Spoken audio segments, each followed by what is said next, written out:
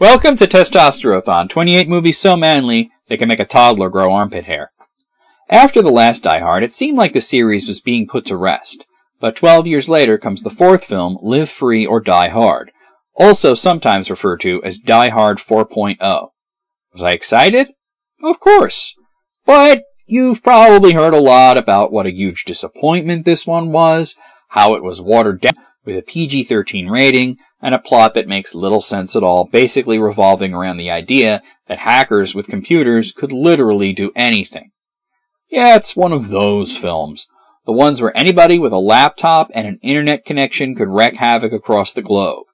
But before we stamp this one as fake and gay, give it a low rating, and move on, let's actually talk about the movie. A hacker group led by Thomas Gabriel, played by Timothy Olyphant, manages to hack into some government databases so they decide to pick up known hackers that they believe could have been responsible for this. The problem is Gabriel is killing them off one by one using a virus that makes their computers explode. Or something. I mean, seriously, it's that dumb.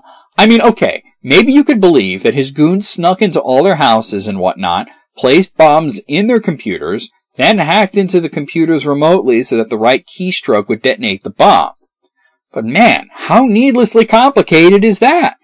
How about instead of just that, they just put a bomb under their chair that explodes when they sit in it? Or just shoot them in the face, damn! But anyway, McClane is nearby to one of the hackers, Justin Long, played by Matthew Farrell, and is ordered to pick him up. Long's bomb doesn't go off because McClane knocking at his door stopped him from pressing the right button. Told you it was a stupid idea. And so they send in assassins, but McClane fights them off. It turns out Gabriel is instituting something called a fire sale where everything must go, meaning all utilities and anything controlled by government databases would be shut down or put under his control. This also involved McClane's daughter Lucy, who is captured by Gabriel at one point. So it becomes a fairly typical action movie, and really not a bad one if you forget that it's supposed to be Die Hard. And that's really what the issue is. It fails as a Die Hard movie because, like Die Hard 2, McClane comes off as the super badass that is smarter and better than everyone else and effortlessly just blows his way through the movie.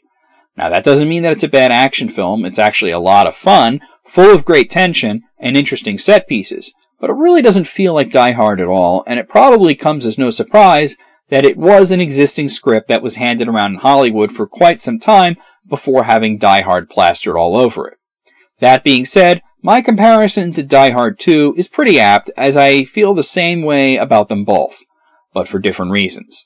On the machismo meter, this one kind of falters.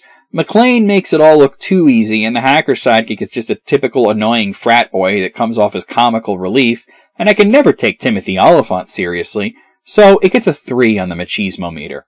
As for the actual score, well, like I said, it's about on par with Die Hard 2 when it comes to which one I'd rather actually watch. Well, Die Hard 2 feels like more of this part of the series, while this one has better action, so, fuck it. It's a tie. 6 out of 10.